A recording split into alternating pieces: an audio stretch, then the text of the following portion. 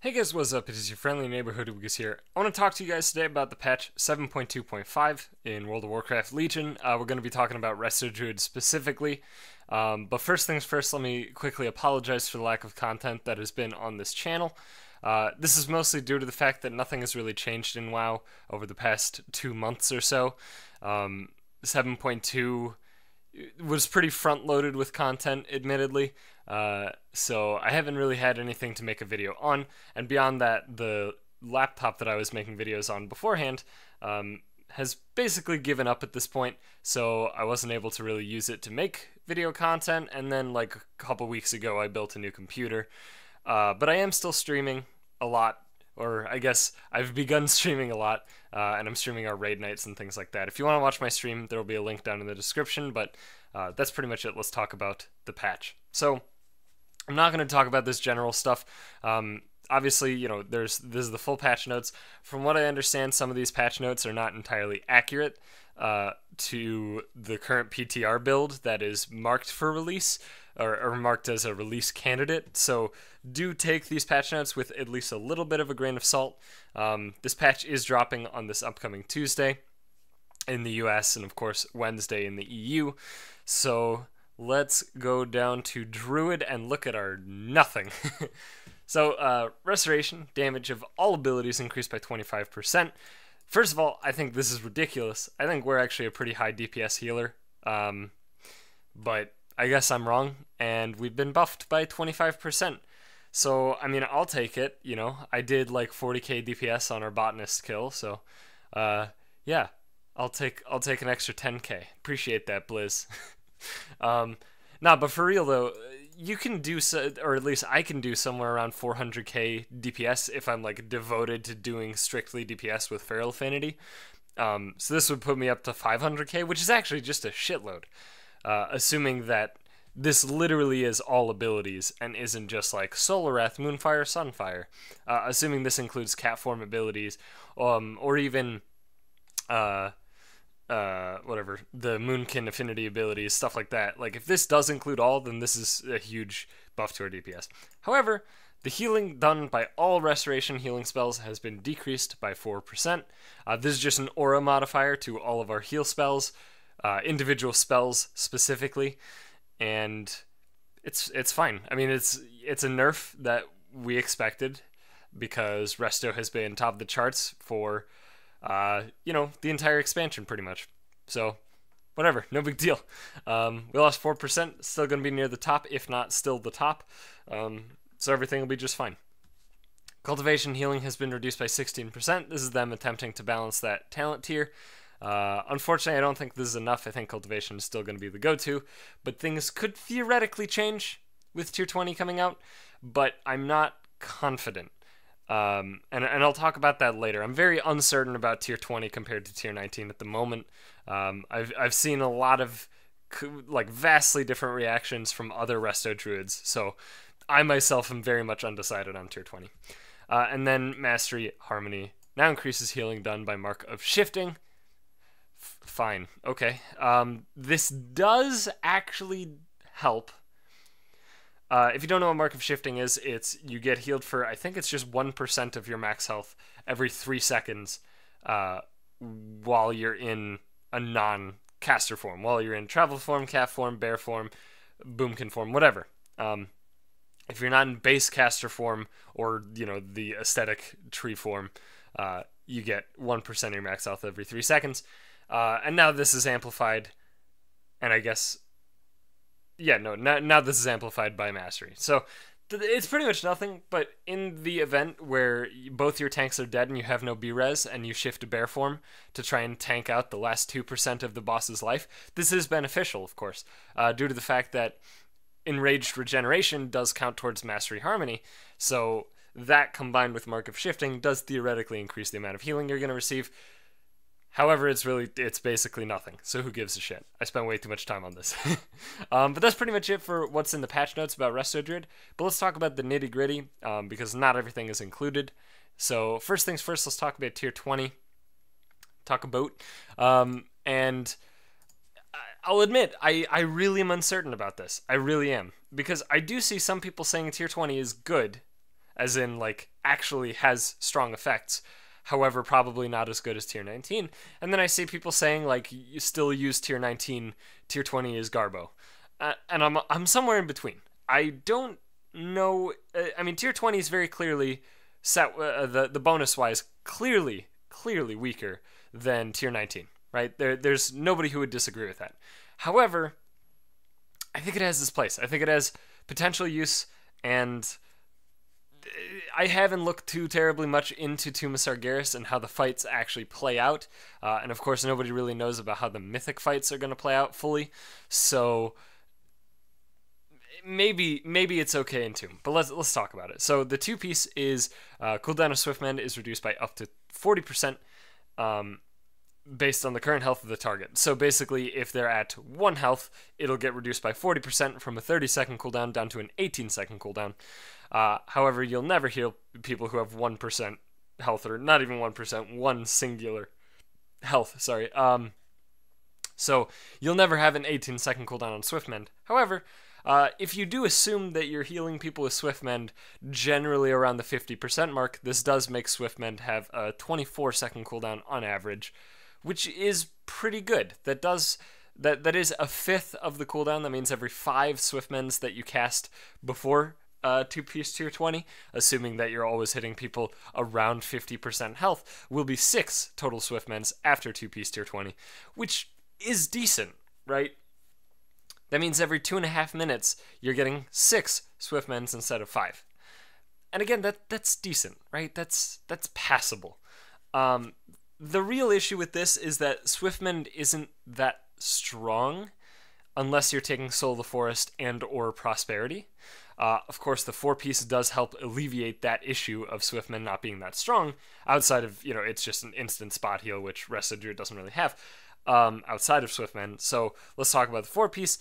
When you cast Swiftmend, it'll increase the healing of your Efflorescence by 200% for 10 seconds. That is 3 times healing for 10 seconds. Effectively giving you a full Efflo 30 seconds in a 10-second window.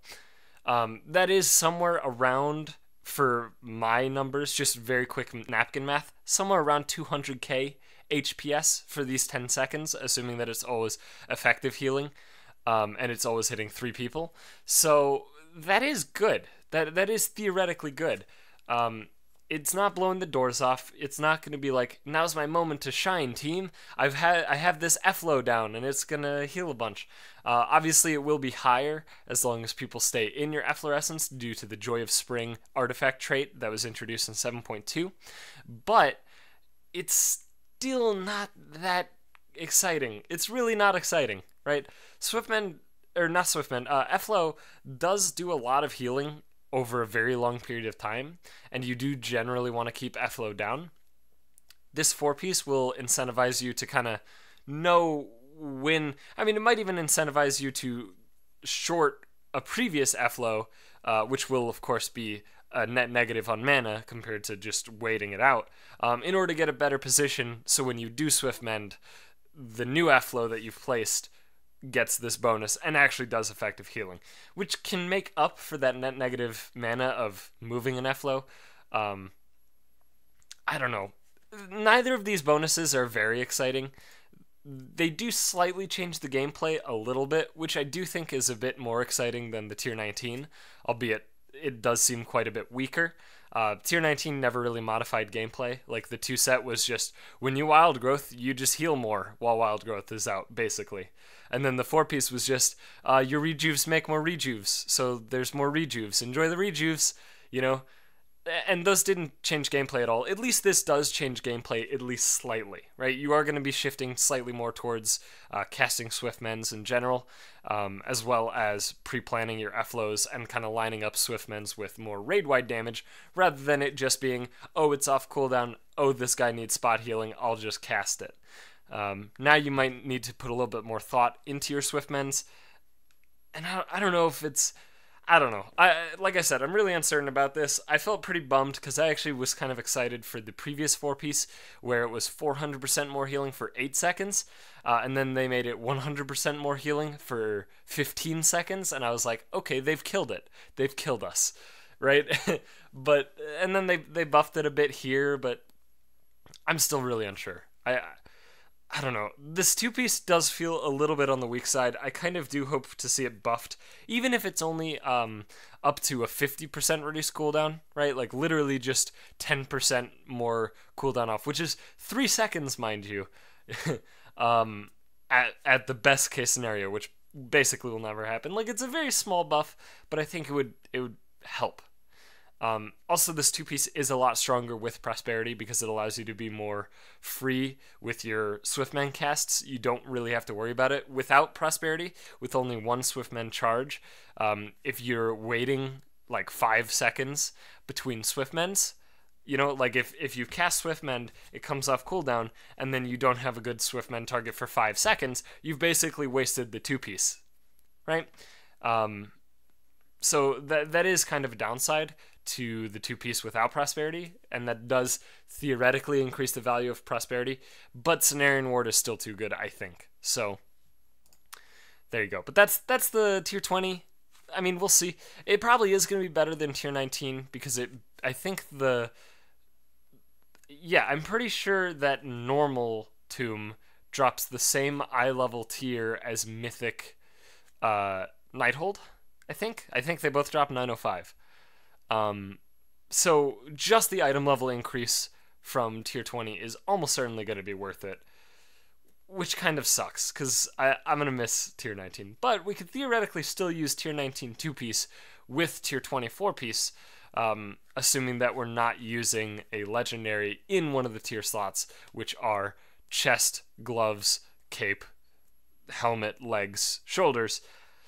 And shoulders, I mean, we probably won't be using the legendary shoulders, which I guess I'll talk about now.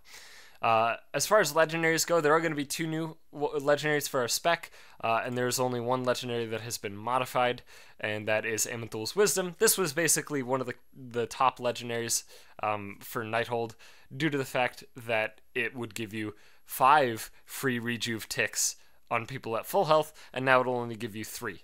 It does say extends by 3 seconds up to a max of 9 seconds, but the way it actually works is individual rejuvenation ticks. This is now just 3 individual rejuvenation ticks. Previously it was 5. And that is quite a lot worse, and if we do give up our tier 19 4-piece, which I believe we will be doing, then this decreases in value even further, because those free ticks also had the chance to proc the tier 19 4-piece and give you even more rejuves, which could then get those free ticks, and it had this snowbally effect of fully blanketing your entire raid with rejuves with these shoulders. But if we are giving up the 4-piece and this got nerfed, I think there's a very good chance that we're basically not going to be using this, which, goddamn, sure am glad that this is one of the 2 I don't have yet. Ooh. So yeah, I would say with the loss of this being a good one, there is actually a decent chance that we will be using tier 19 to tier 24 for the bonuses, assuming of course that you can get your hands on 2 reasonably high item level tier 19 2 set, and your tier 20 pieces are not like 30 item levels higher, right? Assuming that you can have comparable item level tier 19, I would say the 2 set is definitely still worth it. And then the 2 new ones that we're getting are Soul of the Archdruid. This is for all Druid specs. Every class has one of these that gives a talent based on what spec you're in, shared between all the specs of each individual class. And for Druids, it's pretty cool. It's just Soul the Force for everyone, which for Resto, if you don't remember the start of the expansion, whenever you cast Swiftmend, you gain Soul of the Forest, which increases the healing of your next regrowth or rejuve by 200%, or increases the healing of your next wild growth by 75%. This is only really good if you use it on wild growth, but there are very niche cases where you could make an argument for regrowth or rejuve to be cast, but generally the play goes you cast Swiftmend and then cast Wild Growth, and that's it, right? That's how you use this. The unfortunate thing generally is that it competes with Cultivation, which I think is still going to be the best due to its immense uptime. I mean, here, I won't pull this up on camera, but I'm just going to quickly look up one of my logs. I'll watch like our Botanist kill. let's see here. On our botanist kill, I had 6% of my total healing from cultivation, which, to be honest, that's not very high relative to some other fights that I've seen or done. But still, that's 6% of my total healing from just cultivation, right? And if we increase the heal of wild growth by 75%, in that fight, well, I guess in fairness, I only cast Swiftmend 5 times in that fight, which is really low, actually. That was really bad. But you have to understand that you're only getting the 75% bonus every time you Swiftmend. So, yeah, the wild growth on its own was 16% of my total healing on that fight. So, and I cast it 27 times, and I only cast Swiftmend 5 times. Basically, cultivation is way better than Soul of Forest in that instance. Obviously, if I took Soul of Forest, I would have a lot more priority on actually casting Swiftmend, and probably would have cast it every single time it was off cooldown. And of course, with tier 20, there is a lot of incentive to cast Swiftmend off cooldown, and it also has a lower cooldown due to the 2 and 4 piece. So I do think that there is a chance we do see the Legendary Ring. Obviously, I think Cultivation is still going to be better than Soul of the Forest in most cases, but I think there's a chance we could actually see the Legendary Ring being useful, assuming we do roll with tier 20 instead of tier 19, which I think is a relatively safe assumption, again, due to that item level difference. The big reason that I'm saying if we don't use tier 19, the ring might be worth it, is that Soul of the Forest does not play very nice at all with the tier 19 4 piece, because the rejuvenations that are propagated from the tier 19 4 piece actually count as being cast. They will consume Power of the Archdruid procs, and they will also consume Soul of the Forest buffs, and you really don't want to use Soul of the Forest on rejuves, especially not on an effectively random target in the raid. So if we do, for some reason, still use tier 19 4 piece, then Soul of the Forest is even worse, and therefore the ring will almost certainly not be worth it. But I can definitely see value in the ring, potentially. So I wouldn't write it off completely, but it definitely would be a situational one, right? It would have to be a situational legendary, because you wouldn't want to use it on fights that are very rot heavy, something like Cenarius from Emerald Nightmare, where it's just constant ticking damage forever. That would not be a good example of the ring, being useful, simply due to the fact that there's just constant. You don't need the burst healing from Soul of the Forest in that sort of context. But if it is a very burst healy fight, I could definitely see the ring being viable. And then the final legendary that we're getting is Chameleon Song. Every healer has their own version of this. I think some DPS are getting something similar as well. But basically, your 10-second cooldown heal has a insert % chance to grant you insert talent cooldown here for X seconds, right? For us, it is Wild Growth. It is a 15% chance, and it's Incarnation Tree of Life for 12 seconds. I think this is one of the best ones out of all of the healer legendaries that do this. I think this actually might just straight up be the best one. So first things first, let's talk about how high 15% chance is. Well, if we just quickly look at my botanist fight, it had 27 casts. That means somewhere around 4 procs of Chameleon Song would have happened, unless I didn't do the math properly at some point. Let me just real quick. 27 times 0.15 will be 4.05, so about 4. You can expect around 4 in the medium to long fights, right? You could expect maybe even 5 in a long fight. So that's actually pretty solid. That is if you get 5, that's 1 minute of uptime on Incarnation Tree of Life, which is effectively equal to 2 uses of the talent, which you can only do in a 6-minute plus fight. So it's actually not too far off of the actual Incarnation Tree of Life talent as far as uptime goes. It is obviously worse, there's no question, but the fact that it's even close at all is already quite interesting. Now, the 12-second duration is actually super important due to the fact that this allows you to cast a wild growth that is empowered by the Incarnation Tree of Life at the end of this proc, due to the fact that wild growth has a 10-second cooldown and then a less than 2-second cast time. This means that you'll finish the cast, and then 10 seconds into this buff, you will then begin casting wild growth again and finish it before the Incarnation wears off, which is actually incredibly valuable due to the fact that you were almost certainly just spamming rejuve through those 10 seconds due to how it works with Incarn. So let's quickly actually look at what Incarn does to our spells. The big ones being Rejuvenation, 50% more healing, and 30% reduced mana cost. Those are huge, huge, huge buffs to Rejuve while Incarnation Tree of Life is out. You could theoretically Regrowth, which is an instant cast in Incarn, but you almost certainly will not. I actually cannot even imagine a situation where it's viable to use a GCD during that proc for a Regrowth, even if it's clear casting. I do think that you're pretty much just going to be spamming Rejuve, unless the whole raid is somehow blanketed with Rejuves already. I imagine you're just going to be spamming Rejuve during it. Incarn also empowers Entangling Roots, which I think is also just an instant cast, and then of course Wild Growth, and Wild Growth gets 2 additional targets, so it'll hit 8 targets in a raid when you cast the final Wild Growth to finish out the Incarn. Beyond this, of course, Incarn does increase all healing done by 15%, and the big thing about this is because there's no snapshotting, all of the heals that you put out, including the Wild Growth to put you into Incarn, are going to be buffed by that 15% for those 12 seconds, right? For that window of 12 seconds, they're all going to do 15% more. You could also see this as potentially a negative thing, because once the 12 seconds are up, none of the heals that you put out during Incarn are getting this 15% anymore, and the rejuves that you put out during it are not going to get the 50% increased healing from Incarn.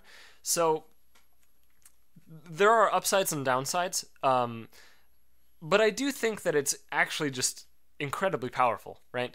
Because basically the way that a fight is going to work, right? If you're going to be burst healing, your plan is basically pre-juve, like somewhere between 5 and 10 people, depending on the severity of the burst, depending on how much time before it happens, depending on movement, depending on tons of factors, like 5 to 10 before the burst, okay? And then the burst hits and you cast Wild Growth, right? And that's the prep. And then hopefully Dreamwalker procs. If it's not a big deal. Or if it doesn't, it's not a big deal. And then all of these people are going to get healed a whole bunch. And then if you proc the legendary and get Incarn, then all of those theoretically up to 10 rejuves are going to be increased in healing by 15% and by this 50%, right? For their duration. The Wild Growth that you just put out is going to be doing 15% more healing. Of course, these things working together in concert with your mastery is going to be just an immense amount of healing already. And then you have 10 seconds to just spam rejuves at 30% reduced mana cost. You have those 10 seconds of the proc to just spam rejuves out and cover the rest of your raid with it. And then you can finish the proc with another Wild Growth, which will now hit 8 people instead of 6. And again, could potentially proc Dreamwalker and that sort of thing. So it's an immense amount of burst healing, right? This legendary Chameleon Song is just a crazy amount of burst healing. And I could definitely see this being good. Normally when something procs like this, you have to imagine the worst case scenario, right? Normally with proc trinkets, the reason proc trinkets are not as sought after for healers is because they can proc from mundane things. They can proc from things that are just not going to actually benefit you. Like in the situation where they proc when you need it, it's going to be amazing. However, in the situation where it procs when you don't need it, it's beyond worthless, right? And something like a stat stick or an activatable trinket is generally better than those things because you can choose when to actually utilize the bonus. Obviously with a stat stick, it's always with a unused trinket, you actually can be like, okay, now I need this healing, do it now, right? In the case of like Velen's Future Sight, for example. But the benefit of Chameleon Song is that Wild Growth is not just a spell that you do in downtime, right? Wild Growth is not your rejuve. You can rejuve a lot during downtime to prepare for a big damage burst and get those rejuves out before the damage comes in, and predict that damage. But as far as Wild Growth goes, you are casting it when the damage is happening, right? Either the moment after the damage happens or in the thick of a huge amount of ongoing damage. For example, on Scorpion, when there's multiple poison shards out and your whole raid is just blanketed with this poison dot that is actually quite severe, you're going to be casting Wild Growth there.